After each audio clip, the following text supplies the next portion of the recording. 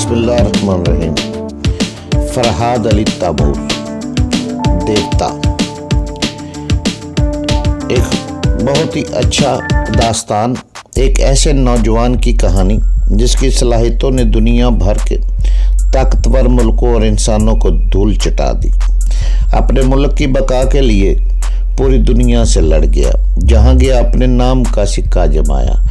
जिसे बचपन में न माँ का प्यार मिला न बाप का, जो माँ की गोद को तरसता रहा, जिसे नफ़रत ही नफ़रत मिली। तो जनाब, उसकी तरफ चलने से पहले आप प्लीज़ चैनल को सब्सक्राइब करें, लाइक और शेयर करें, ताकि हर आने वाली किस्त आपको फौरी मिल सके। देवता, फरहाद अली ताबूर, किस्त नंबर 104। मैं ये समझता था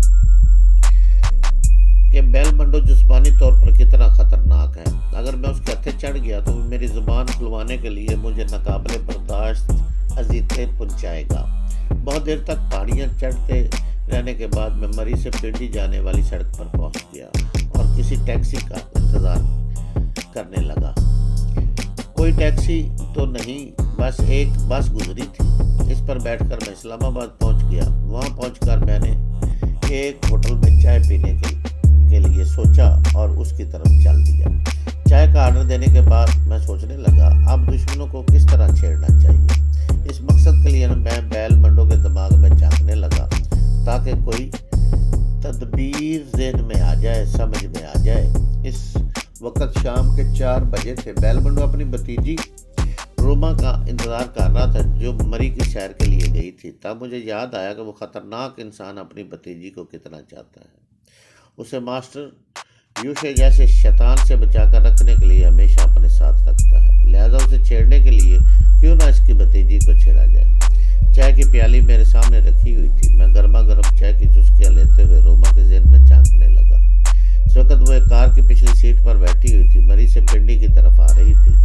कार की अगली सीट पर उसके 2 बॉडीगार्ड बैठे हुए थे। रोमा की सोच में सब कुछ बता रही थी। उसका एक बॉडीगार्ड कार ड्राइव कर रहा था। मैं रोमा की सोच के जरिए बॉडीगार्ड की सोच तक पहुंचना चाह रहा था। पहले मैंने ये इत्मीनान कर लिया कि मास्टर यूशे रोमा के ज़हन में नहीं झांक रहा है। उसके बाद मैंने उसकी सोच में कहा, पता नहीं मैं पिंडी कब पहुंचूंगी, अंकल इंतज़ार कर रहे होंगे। रोमा ने यही बात ड्राइवर से कही। उसके बॉडीगार्ड ने जवाब दिया, वो 5 बजे तक पहुंच जाएगी। बॉडीगार्ड की ज़ुबान खुलते ही मैं उसके दिमाग में पहुंच गया। उस वक्त वो कार ड्राइव करता हुआ सामने से गुजरने वाले मनाज़र देख रहा था और इन मनाज़र के हुस्न से लुत्फ़अंदोज़ हो रहा था। कितनी खूबसूरत जगह है, वो सोच रहा था। पहाड़ में रूई के गालों की तरह उड़ते हुए बादल में जो सरसब्ज़ दियों की तरह उतर रहे हैं, खुशबू बखेरते फूल हैं। यहाँ के हरे भरे माहौल को देखकर यूँ लगता है जैसे जन्नत ज़मीन पर उतर आई हो। ऐसी जगह बैठकर विस्की पीने में बड़ा लुत्फ़ आएगा। मैंने उसकी सोच में कहा, सिर्फ विस्की से क्या होता है? सिर्फ शबाब हो, कबाब हो, ना हो तो मज़ा नहीं आता। ज़मीन की जन्नत मुकम्मल नहीं होती। और हो शबाब तो दूर की चीज़ है। हम तो उस वक्त तक शराब को भी हाथ नहीं लगा सकते जब तक रोमा के बॉडीगार्ड बने रहते हैं। बास को अगर पता चल जाए कि हम नशे की हालत में उसकी भतीजी की हिफाजत कर रहे थे तो वो हमें ज़िंदा नहीं छोड़ेगा। मैंने उसकी सोच में कहा, ऐसी भी क्या बुज़दिली कि बास की अदम मौजूदगी में भी उसके खौफ से कांपते रहे। क्या मुझ में दिलेरी और मर्दानगी नहीं है? वो परेशान होकर सोचने लगा, अरे मैं क्या सोच रहा हूँ? मैं और बास के मुकाबले में दिलेरी दिखाऊं?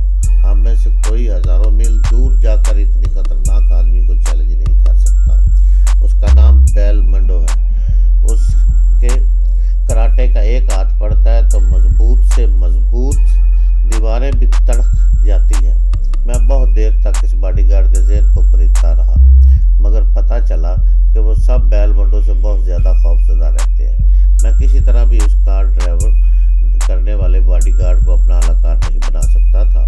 मैं उससे मायूस होकर फिर रोमा के ज़हन में झांकने लगा। इस वक्त रोमा कार के सामने अकब आईना में देख रही थी। आईने में उसे दूसरा बॉडीगार्ड नजर आ रहा था। वो बॉडीगार्ड भी आईने में रोमा को देख रहा था। जब बराबर उनकी निगाहें पड़ती तो ये बात मेरी समझ में आ गई कि वो इस नौजवान बॉडी गार्ड से मुतासर है।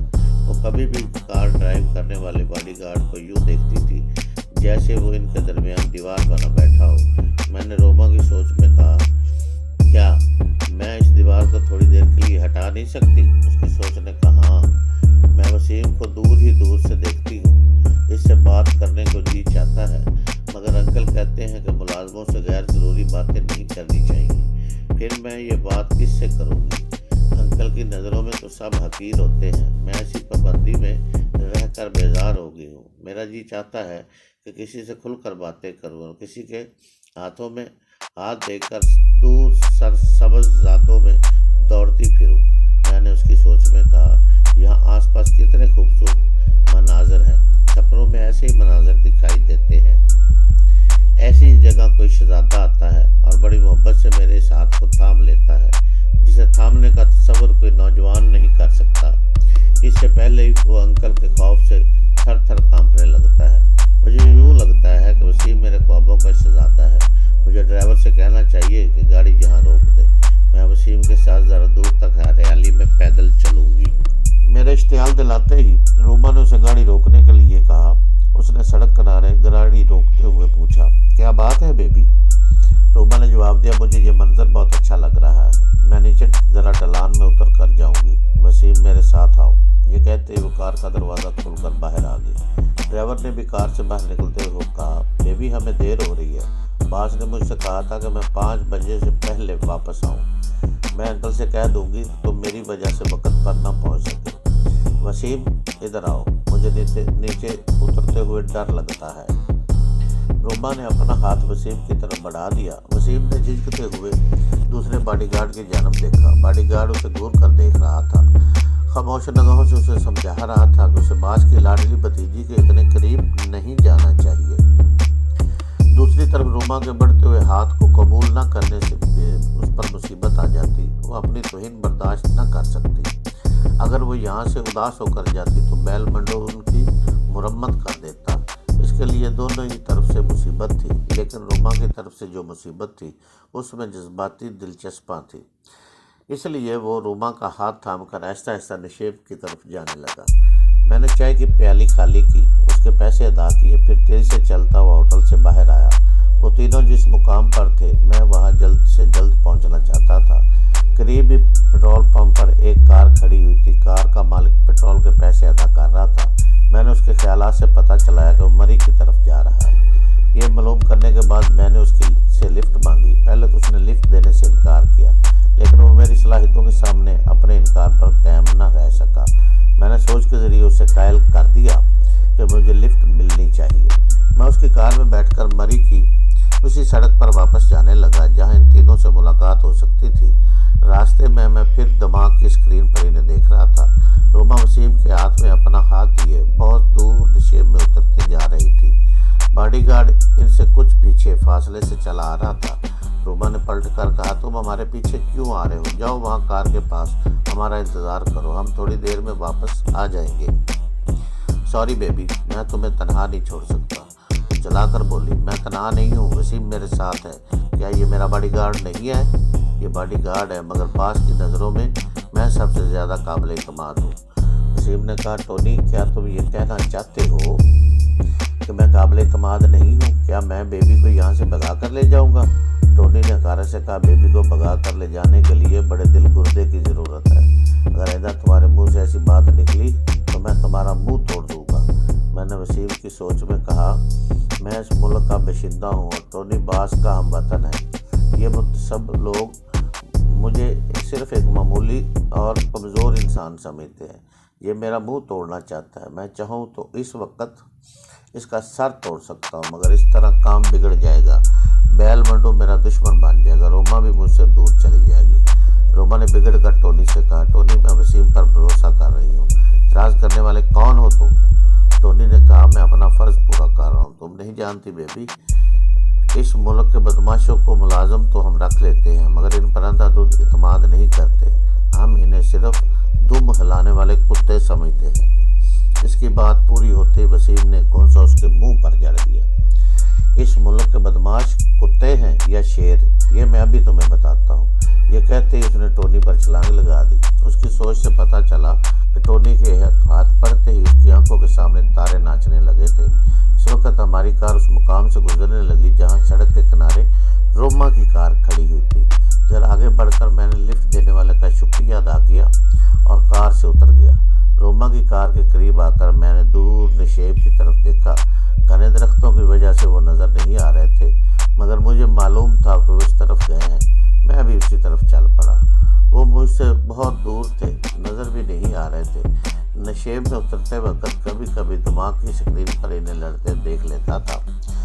ٹونی بیلمنڈو کا دست راز تھا اور لڑنے کے فن سے خوب اچھی طرح واقف تھا۔ مجھے افسوس تھا کہ میں وسیم کی مدد کو بروقت نہ پہنچ سکا۔ اس سے پہلے ہی ٹونی نے لڑنے کے دوران اس کی گردن توڑ دی۔ روما کی عجیب حالت تھی۔ اسے وسیم کی موت کا بہت افسوس ہو رہا تھا۔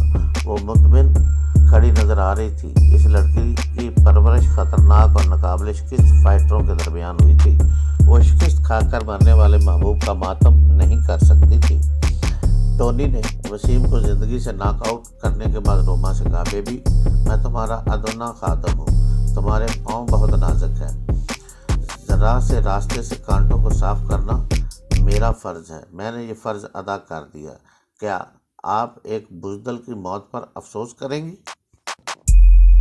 وہ جواب دینے کی بجائے خاموشی سے مڑ کر چلنے لگی، لیکن چند قدم چلنے کے بعد ہی ٹھٹک کر کھڑی ہو گئی۔ اس کی سوچ بتا رہی تھی کہ اس کے سامنے ایک قدآور لئیم شئیم آدمی کھڑا ہے۔ وہ شعلہ بار نگاہوں سے ٹونی کو گھور رہا ہے۔ میں فوراً ٹونی کے ذہن میں جھانکنے لگا، اس کے سامنے جو ایک اجنبی کو سمجھ سکوں۔ اس وقت وہ جنبی اشاروں کی زبان میں ٹونی سے پوچھ رہا تھا، تم نے اس آدمی کی گردن کیوں توڑ دی ہے؟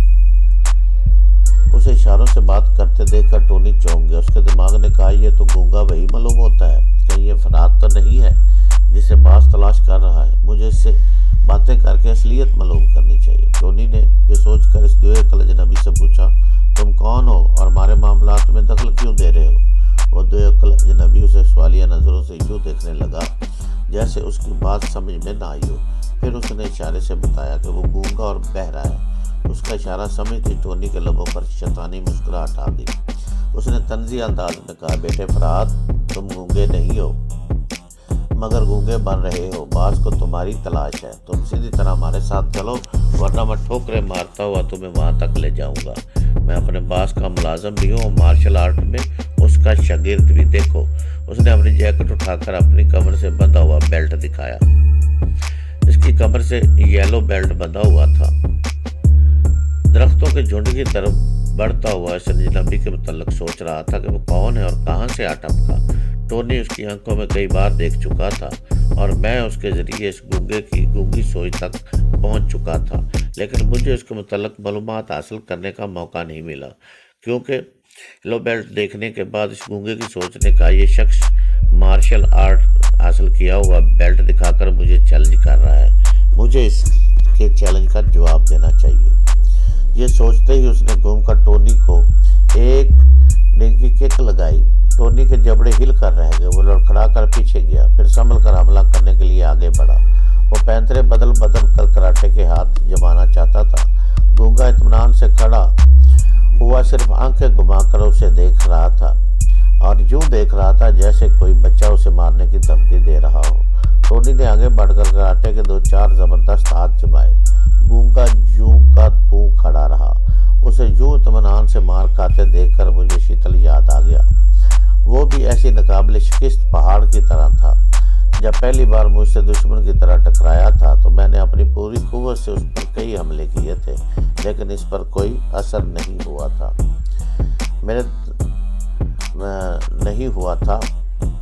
میرے دماغ میں بات آئی، کہیں یہ شیتل تو نہیں، مگر نہیں، شیتل کی سوچ کا لہجہ اور کچھ اور تھا۔ وہ گونگا کوئی دوسرا ہی شخص تھا۔ یہ سوچنے کے دوران میں درختوں کے جھنڈ میں پہنچ گیا۔ وہ لوگ مجھے نظر آ رہے تھے۔ میں نے ایک درخت کے پیچھے سے دیکھا تو وہاں ٹونی کے مقابلے پر واقعی شیتل نظر آ رہا تھا۔ میں حیرانی سے سوچنے لگا کہ میں سوچ کے ذریعے آخر شیتل کو سمجھ کیوں نہ سکا۔ اب سے پہلے کئی بار سوچ کے ذریعے اس سے گفتگو کر چکا ہوں۔ اس وقت وہ بڑے اطمینان سے ایک جگہ کھڑا ہوا ٹونی کو حملے کرنے کا موقع دے رہا تھا۔ اگر میں اس کی سوچ پر دستک دیتا تو لڑنے کے دوران اسے کوئی نقصان پہنچ سکتا تھا، لہذا میں نے سوچ کے ذریعے مخصوص لہجے میں اسے مخاطب کیا۔ سوچ کا رابطہ قائم ہوتے ہی وہ گونگا چونک پڑا، مگر شیتل کی طرح اس مخصوص لہجے کو سمجھ نہ سکا۔ میرے سوچ کے ذریعے مداخلت کرنے کے باعث وہ گڑبڑا گیا۔ جب ٹونی اس پر حملہ کرنے کے لیے پھر آگے بڑھا تو اس نے اس کا ہاتھ پکڑ کر انگلیوں میں انگلیاں پھنسائی اور جھٹکے سے اس کی چاروں انگلیاں توڑ دی۔ ٹونی کے حلق سے ایک بھیانک چیخ نکلی اور وہ اپنا ہاتھ تھام کر زمین پر گر پڑا۔ اس کے گرتے ہی گونگے نے اس کے منہ پر ایک ٹھوکر ماری۔ وہ ٹھوکر ایسی تھی کہ ٹونی کو تڑپنے کی مہلت بھی نہ ملی، وہ ایک دم ٹھنڈا پڑ گیا۔ روما اپنے دونوں باڈی گارڈ سے محروم ہو گئی تھی اور گھبرا رہی تھی۔ سہمی ہوئی نظروں سے اس گونگے کو دیکھ رہی تھی۔ اس کے حسین چہرے سے پریشانی صاف نظر آ رہی تھی۔ وہ گونگا روما کو اشاروں سے سمجھا رہا تھا۔